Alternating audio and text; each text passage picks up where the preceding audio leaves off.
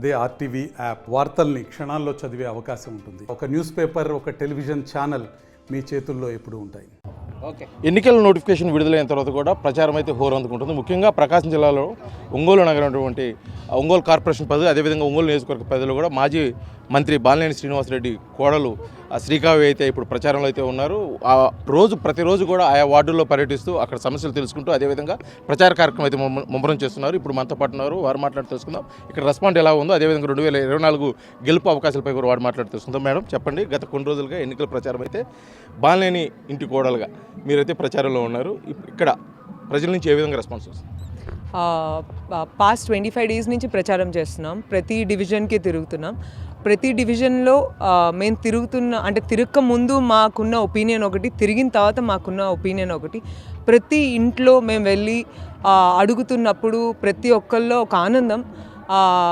ఇల్లు ఇచ్చారన్నది అసలు ఎవరూ చేయలేంది ఇప్పటి వరకు. అట్లాంటిది ఇల్లు లేని వాళ్ళకి ఇల్లు ఇచ్చారు. ప్రతి ఒక్కరికి అసలు మీ మావయ్య దేవుడు, మాకు చాలా పనులు చేసి పెట్టారు, మాకు ఇది అని చెప్తున్నారు. వాళ్ళలో ఎప్పుడు వాళ్ళు ఒక ఫ్యామిలీ మెంబర్లా ట్రీట్ చేస్తున్నారు మా మావయ్యని. బాగుంది ప్రతి ఒక్కళ్ళ రెస్పాన్స్. ప్రతి ఒక్కళ్ళకి జగనన్న ఇచ్చే ప్రతి పథకం వెళ్తున్నాయి. ప్రతి పిల్లలు చదువుకుంటున్నారు. ఈరోజు ఎవరు బయట రోడ్డు మీద ఖాళీగా తిరుగుతున్న పిల్లల్ని అయితే నేనైతే ఈ 25 daysలో చూడలేదు. సో మళ్ళీ గవర్నమెంట్ వస్తే మళ్ళీ మంచి డెవలప్మెంట్ జరుగుతుంది, మంచిగా పిల్లలు చదువుకుంటారు, ప్రతి ఒక్కళ్ళు పనికి వెళ్తారు, అన్నీ బాగా జరుగుతాయని అనుకుంటున్నారు. అదేవిధంగా మేడం, గతంతో ఎన్నికలు పోల్చుకున్నట్టయితే బాలినేని శ్రీనివాసరెడ్డికి ఈ ఎన్నికలు ప్రత్యేకం. ఎందుకంటే నా చివరి ఎన్నికలని కూడా ప్రకటించారు. నెక్స్ట్ మీ భర్త అయినటువంటి బాలినేని ప్రణీత్ అయితే ఒంగోలు నియోజకవర్గం వైసీపీ నుంచి బరిలో ఉండబోతారని చెప్పిన నేపథ్యంలో ఈ ఎన్నికలకు ప్రత్యేకించి గెలుపు కోసం అని చెప్పేసి కుటుంబ సభ్యులు మొత్తం కూడా ప్రచారంలో అవుతున్నారు. ఈ ప్రత్యేకత గురించి మీరేమంటారు? మేమైతే ఇది మా మామయ్య లాస్ట్ అని అనుకోవట్లేదు. ఆయన కంటెస్ట్ చేయాలనుకుంటున్నాం. లాస్ట్ ఎన్నికల కన్నా మా మామయ్యకి పాలిటిక్స్ అనేది చాలా ఇంపార్టెంట్. ఆయనకి ఫ్యామిలీ కన్నా పాలిటిక్స్ ఆయన లేకుండా ఉండలేరు. సో మళ్ళీ ఆయన కంటెస్ట్ చేస్తారు, మళ్ళీ ఆయన్ని గెలిపిస్తాం, మళ్ళీ ఇది జరిగింది. ఉమ్మడి ప్రకాశం జిల్లాలో 12 నియోజకవర్గాలు ఉంటే 11 నియోజకవర్గాలకు అభ్యర్థుల మార్పులు, కొత్త అభ్యర్థులను అయితే తెర మీదకి తీసుకొచ్చారు. కేవలం ఒంగోలు నియోజకవర్గం నుండి బాలినేని శ్రీనివాసరెడ్డిని పాత అభ్యర్థిని మరోసారి 2024 ఎన్నికలకు నిలబెడుతున్నారు. దీనిపై మీ కుటుంబ సభ్యులు ఏమనుకుంటున్నారు? అదేవిధంగా ప్రజలు ఎటువంటి స్పందన వస్తుంది?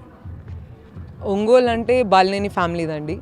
అది 5 times జనాలే చూపించారు అది ఎంత ఇది అని. మామూలుగా ఒంగోలు అంటే చాలా టఫ్ అంటారు, బట్ మా మామయ్య దీంట్లో 5 times గెలిచారు. ఒంగోలు అనేది ఒంగోలు మా సొంతం. సో మేము ఎప్పుడు ఒంగోలు ప్రజలకి రుణపడి ఉంటాం. వాళ్ళు ఎప్పుడు మమ్మల్ని మా మనుషుల ఒక ఫ్యామిలీలా తీసుకుంటారని మేము నమ్ముతున్నాం. గతంలో ఎన్నడూ లేని విధంగా ఒంగోలు నియోజకవర్గ చరిత్రలో 25,000 మందికి ఇళ్ల పట్టాలు ఇచ్చిన సందర్భం ఈ ఇటీవల కాలంలో జరిగింది.